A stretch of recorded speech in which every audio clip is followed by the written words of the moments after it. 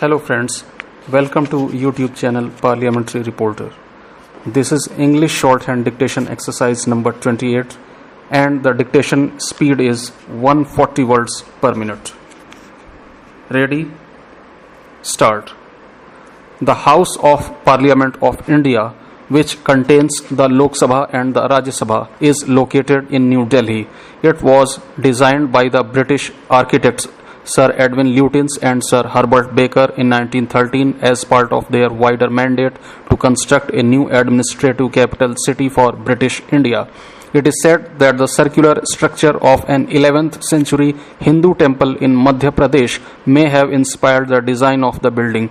Construction of the Parliament House began in 1921 and it was completed in 1927.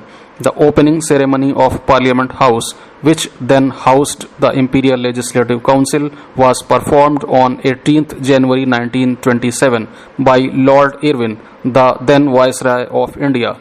On the very next day, the third session of Central Legislative Assembly was held in this house.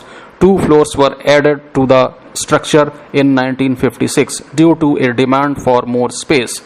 The Parliament Museum, opened in 2006, stands next to the Parliament House in the building of the Parliamentary Library. The shape of the building of Parliament is circular, at the center of which is the central chamber, and surrounding this are the semicircular halls that were constructed for the sessions of the Chamber of Princes, the State Council and the Central Legislative Assembly. The Chamber of Princes is now used as the Library Hall. The State Council is now used for the Rajya Sabha and the Central Legislative Assembly is now used for the Lok Sabha. The building is surrounded by large gardens and the perimeter is fenced off by sandstone railings. A new parliament building may replace the existing complex. The new building is being considered on account of the stability concerns regarding the current complex. A committee to suggest several alternatives to the current building was set up by the ex-speaker Meera Kumar.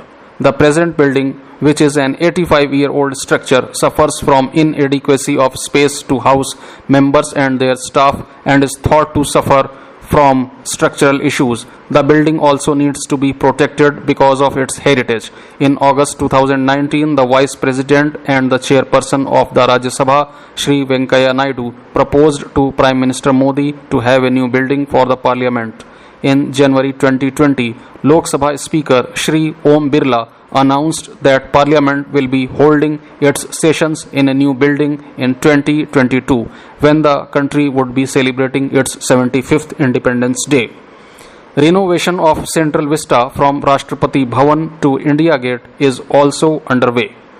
Lok Sabha chamber is expected to have increased seating capacity to accommodate more members as number of MPs may increase with India's population.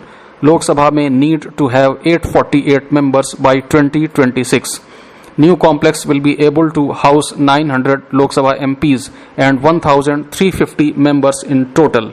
According to the architect in charge of the redesign of the Central Vista, the new complex is likely to have a triangular shape. It will be built next to the existing complex and will be much bigger than former one.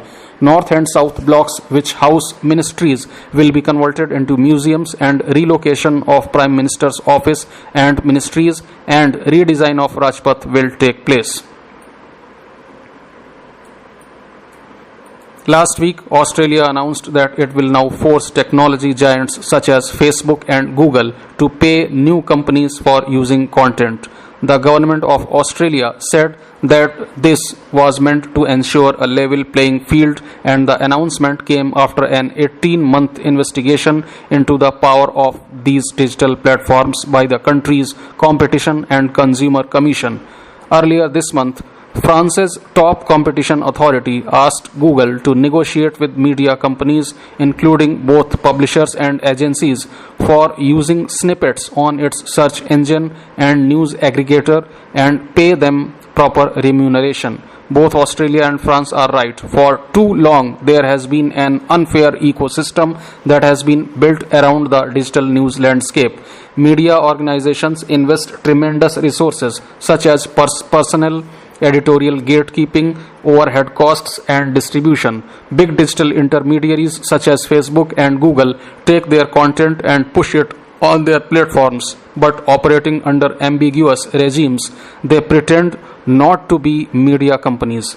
This means they neither have the legal accountability that media organizations have, nor do they incur the same levels of expenditure, but they monopolize the revenue that streams into the digital news world. This has made several genuine media organizations unviable, forcing them to scale down their operations or even close down. This hits not just particular companies but hurts democracy and the right of citizens to be informed. This crisis has become even more acute given the economic slowdown after the coronavirus pandemic. India is not immune from either the trends in the digital news world or the slowdown. Media companies now face additional challenges. For traditional print platforms, circulation has dipped because of unfounded fears about the possibility of the infection spreading through newspapers. Revenue is hit due to the curtailment of advertisement expenditure by private companies as well as the government. In this backdrop, it is time for the government to institute clearer rules for intermediaries. It is time to get Facebook and Google to meet their legal obligations. It is no surprise that there is a proliferation of fake news on some of these platforms in the absence of stronger accountability rules. It is also time to get them to pay the rightful share of compensation to those platforms whose content they use and leverage to build their own audience and profits. India must carefully consider other global examples and put a stop to the reckless and unfair trade practices adopted by digital intermediaries.